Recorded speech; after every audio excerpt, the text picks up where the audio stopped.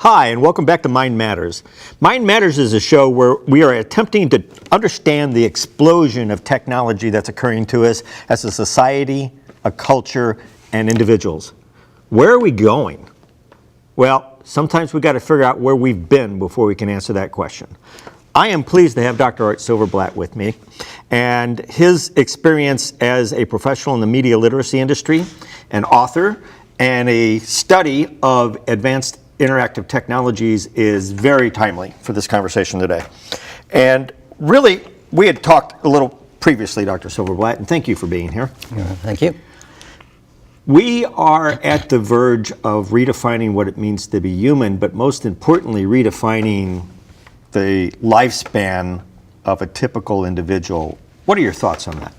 Well, questions about mortality have been, ever since we've developed sort of a consciousness, we've been attracted to, repelled by death, thinking about ourselves and our mortality. And there have been myths about, since Prometheus's time, about playing God. Can we in fact develop our sense of mortality to the point where we can be independent of time and space considerations altogether? Well, it's been the subject of science fiction and myth. Now it is absolutely within our grasp. We are already at the point, the threshold of achieving immortality. And what that means. So there's a number of different channels for us to get there. One is we upload the human brain into a mechanization. That's fraught with terror. We can talk about that.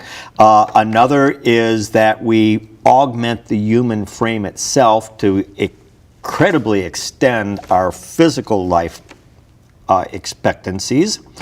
And then a third is that we use advanced cloning technologies to basically remanufacture ourselves over and over and over again. Every one of those is right on the edge of being possible. Right, you're seeing pieces of all of that. The first is to develop a carrier. Our bodies, as we get older, I've read, it's disturbing when you feel like you're vital and you're 17 years old in your head and you look in the mirror and you see something else. So there are some technologies that are coming that are going to in fact give us a frame, a carrier, a vehicle that will be more impervious to time. One is nanotechnology, which essentially is being able to inject things into us that will repair organs, that will augment and replace. So that's one option. And there's some information there which you may want to see a clip on. The second possibility for a carrier would be robotics. And there's some fascinating things already taking place. First of all, it's not Robbie the robot anymore. First of all, you're seeing human-looking devices, robots. And you'll see a clip here in which you've got some robots that have been placed in hospital rooms to provide comfort to patients who, in fact, are miss them when they leave, and they look quite human. You'll see it right here. Then you've got, in fact, affective robots. They now have a generation of robots that can intuit how people feel, and they can express emotions as well. And what you'll see here is a clip in which which is a very primitive step backward in terms of the form of the robot, but you'll see what they're trying to do in terms of the emotional capabilities of these machines. So you've got that going. As we're developing our Legos argument here, the next step is to look at brain research. And there's a gentleman by the name of Kaku, who is a physicist, and which we have his book here, The Future of the Mind. Highly recommend it. Right, and he talks about what we are able to do now with consciousness, that we're able to, in fact, store it. And there's a clip here that I'd like to share from The Daily Show, in which Jon Stewart is amazed by what Dr. Kaku is talking about here. So, okay, so what we've really seen is the fact that we can store consciousness, not necessarily in a CD, but I think the idea is that we now have something that is independent of one's body. You can take it out of there. Now, the next step is the coordination of the two.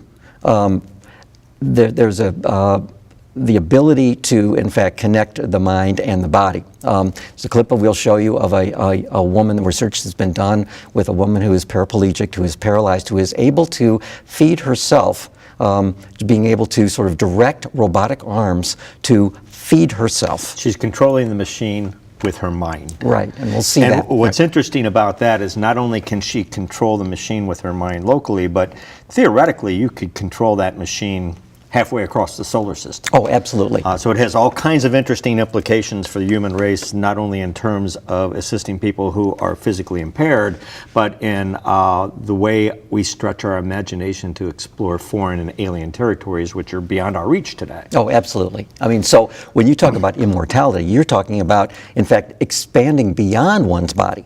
Exactly. So that, in some ways, aren't we limited by our bodies? I mean, I can only jump so high. So high.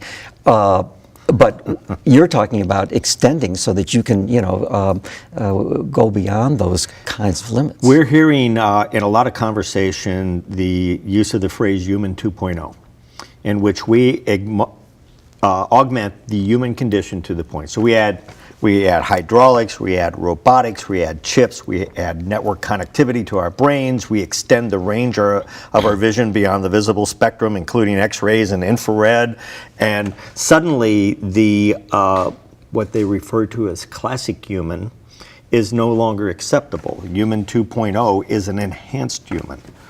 That implies all kinds of interesting things in terms of society and culture and religion and you name it, morals. And what do you think we're turning into? A two-tiered class? Will there be a human 2.0 that is different than classic human? Well, in the clip of Professor Kuko, he talks about the wild card. I guess it's Stewart that says that. What are we going to have if we've got these parts? You've got a body and you've got a brain and you've got the nervous system, the connection between and such. Is that Kim? Right. Is that a human being? Is that the sum of its parts? What about the idea of the spiritual Kim? We have there is something about humans that almost defies description. We're part human, part animal, and part divine. How is it that we can? I can cover my eyes, and you can read expression in it. That makes no sense. I mean, however, you can. There are things going on that almost defy description. Well, you make an interesting point because as we move forward, it's going to be vitally important, I think, that we define what it is to be human. One of the questions that I always ask is, once Grandpa is 80% robot, is he still Grandpa? Mm-hmm. And what you quickly realize is that it's near impossible for us to define what is human because we've never defined what is human to begin with. And what's curious about the Future of the Mind book that we referenced earlier is towards the end of it, they began to suspect that a lot of the human self-awareness and consciousness might be a function of the quantum mechanical computer, which is really kind of outside the universal sphere that we're accustomed to in Newtonian physics. This stuff gets pretty esoteric pretty quick. Right. But what's interesting to me is that all be coming to a threshold almost simultaneously. Our understanding of quantum mechanics, Newtonian physics, and here we are as humans saying, what are we? Because we're scaring ourselves to pieces, right? Sure. Well, and part of this immortality business is that we're going to be not just living longer, but extending what is possible in terms of our learning, our physicality. The people that were involved in the Olympics who had legs amputated, and they were replaced not with things that made them functional, but made them superior to to anything that people with regular limbs can do. That there was a phrase in the classic movie about robots, Blade Runner, in which they called them replicants, in which they designed a robot that was so identical to humanity it was near impossible to understand what was real and what wasn't. But the manufacturer's catchphrase was more human than human. And that's a frightening catchphrase. We're going to take a quick break. This is going to get even more interesting, so we'll see you in just a minute. But Human 2.0, we're there.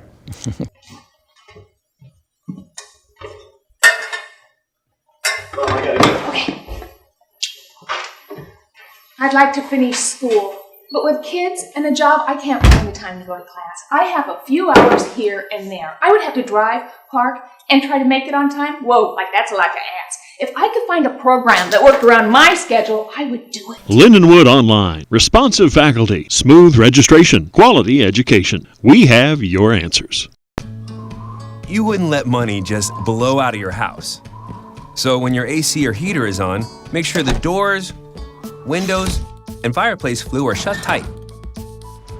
If you're headed out, turn down the AC or lower the heat by 10 degrees. And always keep your water heater set at 120. A little bit of common sense goes a long way.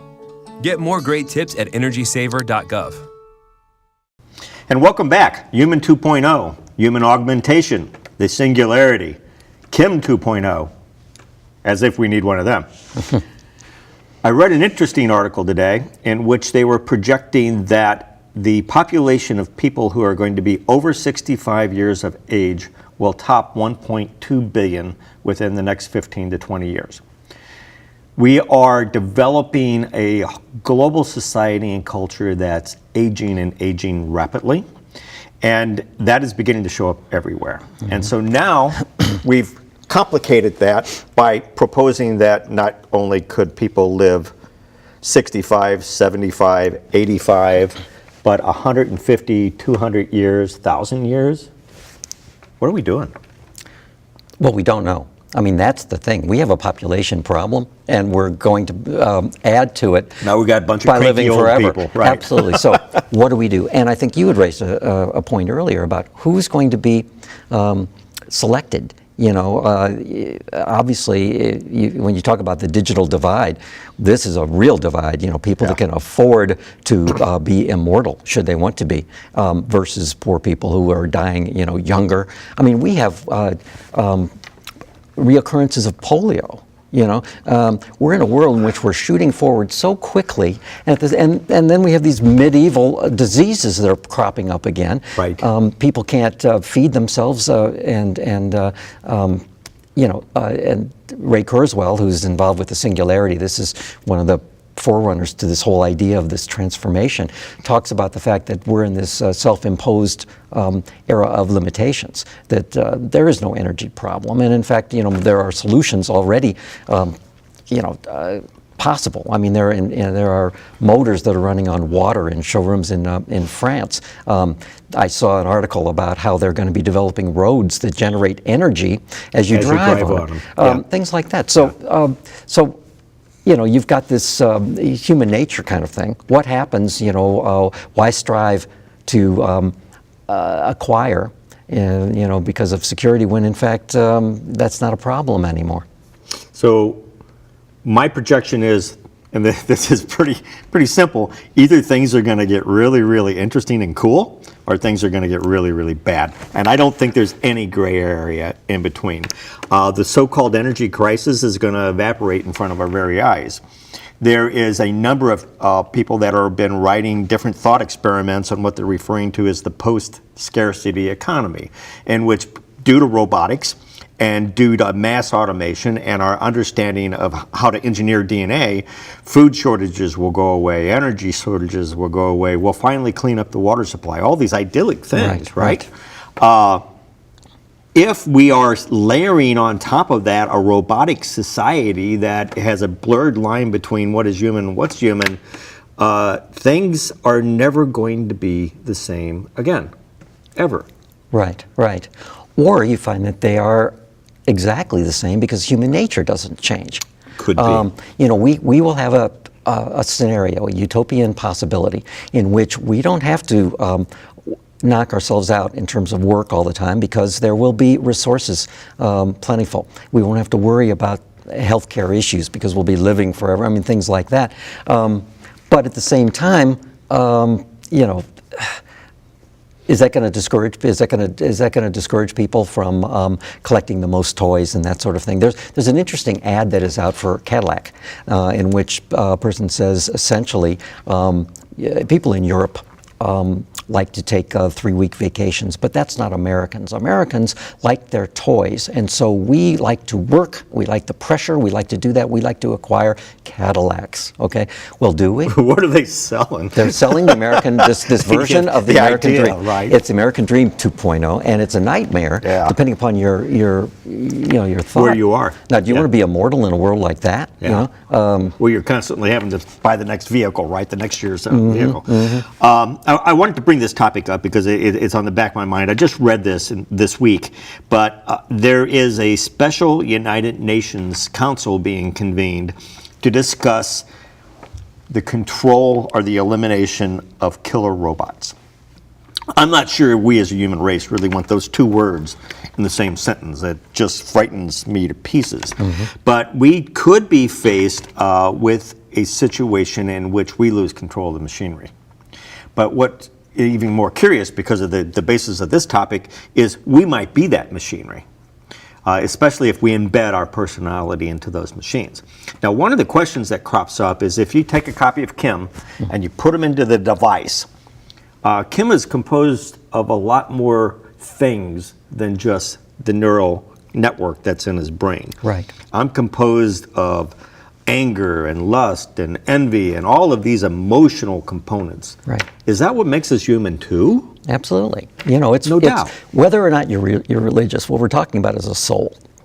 You know, and something that a sensibility that involves a conscience. You know.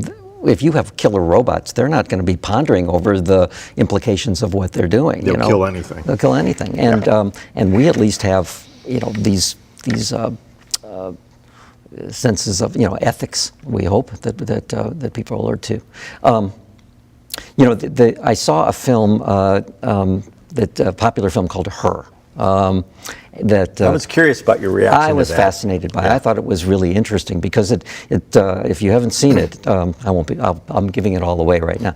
The Trailer alert. That's right. But it starts out in which these operating systems begin to assume primary relationship with feel humans. human.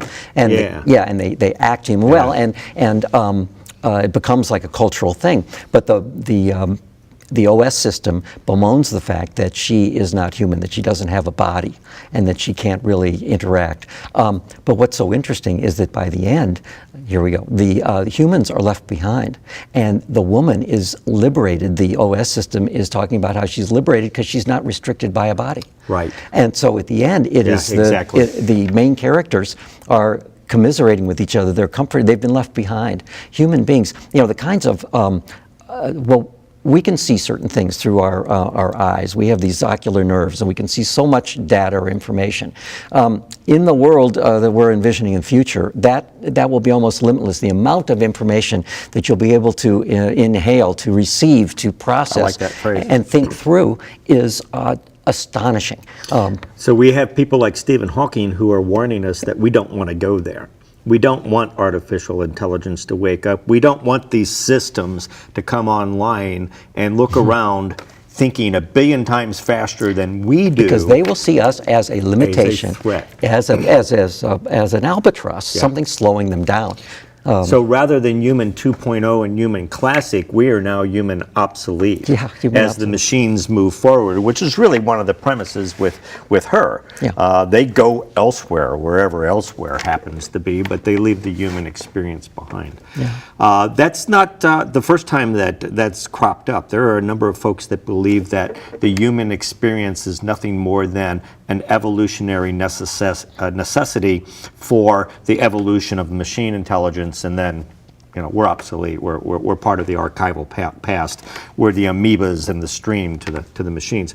Let me toss out this question, because we're also quite capable of all this. We're mapping the DNA so that we are in control of it here very shortly. The question has cropped up is if we could build a human that could survive natively, enhanced human, different chip technology, different augmentation technology, could exist natively on Martian soil, or Ganymede, or Titan, or anywhere else in the solar system, effectively creating a new race. Should we? Could we?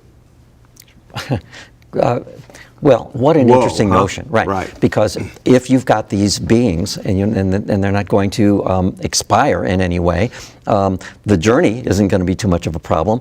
They already have robots that can reproduce. I'm not. Okay, what we're talking about is the fact that they can manufacture parts. They rebuild themselves. They can rebuild themselves. So in fact, you have robots that can intuit. Okay, it used to be that when you had the early generations of computers, they gathered information, and in some ways they were able to maybe identify patterns in information that we couldn't see.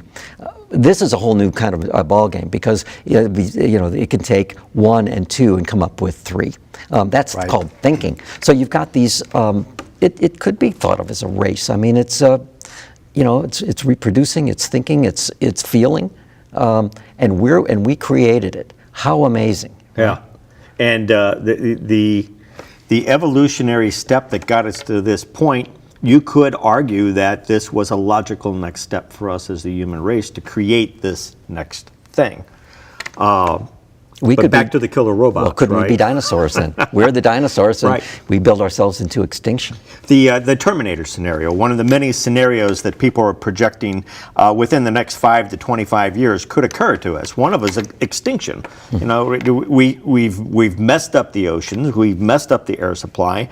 We could have messed the planet up so much that it will no longer support at least human life. Now, machine life, sure. So maybe there will be a great reason for me to be 80% machine.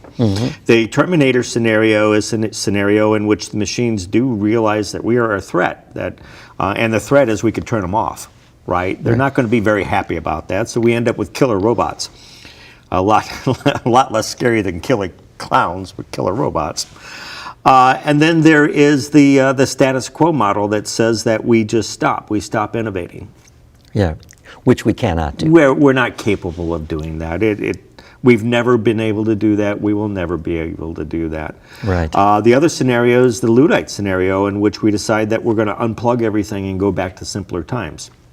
Didn't happen in the 17th century. It's not going to happen now. No. So the only thing that we've got in front of us is more advancement. Faster, cheaper, faster, cheaper. And as the network comes online, the real network, as I refer to it, the Internet of Things, in which everything in this room is aware of the fact that we're here and aware of everything that's in the room, now we have this massive mind organism that's being pulled out of the physical muck of the planet, and we're just a part of it. We're just a node of it.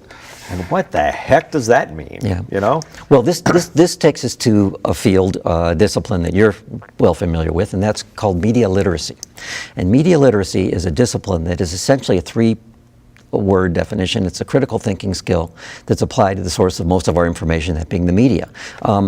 Media, and I'm thinking about now these robots and all the kinds of things we're talking about. Media is everything. Yeah, as media. Are essentially, as we've talked about, neutral. They can be positive, they can be negative, depending upon who's developing them and why, function, what the purpose is. And so if you can, there is such a need to develop one's critical thinking so that they can understand and in fact anticipate some of the things that are going on in order to forestall some of the problems. This could be it really could be a utopia. If we can have an immortality, we can achieve a utopia or it could be just dystopia. It's really up to us, but if we pay attention to it, and one of the things that you use as there are strategies, methodologies, so that you can look systematically at this, but also pay attention to the arts. Films for how many years and books have been anticipating this. Jules Verne, almost everything that Jules Verne talked about has been invented. Right. So some of the things that are going on, including some of the concerns, are things that we should take a careful look at in order to maybe achieve the positive utopia that is so possible. Be a little bit more critical, a little bit more aware of our own history and learn from it. Well, one of my favorite quotes by Arthur C. Clarke, the science fiction writer, he once said, any sufficiently advanced civilization will be indistinguishable from magic. Yeah. And that's where we're at. If you can imagine our grandparents, our great-grandparents, even conceivably understanding what was going on in this device, it would be beyond their comprehension. It was beyond their society and their culture. And you bring up a very important point. The United Nations just made a statement about media literacy, did they not? Well, UNESCO has said that media literacy is a fundamental human right. I mean, that's a statement. That's huge. Yeah. And there's a conference this summer. The European Union is jumping into this with both feet. There's a counterpart to an Asian consortium now of, I think, 10 countries, and they're focusing a lot on media literacy as part of their educational framework that they're going to be promoting. So people are getting it, they're understanding, and they're getting excited about what we can do. So we've got the tools, we've got the skills, and when we talk about critical thinking, in popular parlance, critical, the definition is negative. But in academic parlance, it means discerning. So what we're talking about, if you're applying critical thinking, you can identify the positive things as well as the negative things. In terms of media, we've all been to Mars. I mean, it's unbelievable how wonderful so much, and given the limitations of ownership, et cetera, it's amazing what has been achieved to this point. So there are some wonderful things that we can do, some wonderful the things we're talking about, but we need to give it some thought. We need to. Yeah, that's the key component here. We need to start having a dialogue and thinking things through. Right. And media literacy is a mechanism to allow us to all come to the table and talk very systematically and intelligently about what it is we have in front of us, and that runway in front of us is getting shorter and shorter and shorter. This is happening fast. Yeah. So this is an academic. These aren't things that we're going to witness in 100 years. These are things that we might witness in as little as 10. Yeah. So the digital clock is ticking, and ticking quite rapidly. This has been a remarkable conversation. We're going to have to come back to this conversation, there's no doubt. As we move forward at light speed, bouncing off the walls of the future in front of us, we are all, as individuals, going to have to get a lot more engaged with what it is that we're designing and what we're willing to allow ourselves to consider being human. This has been Mind Matters. Dr. Silverblatt, thanks. Thank you, Keith. We'll get back to this.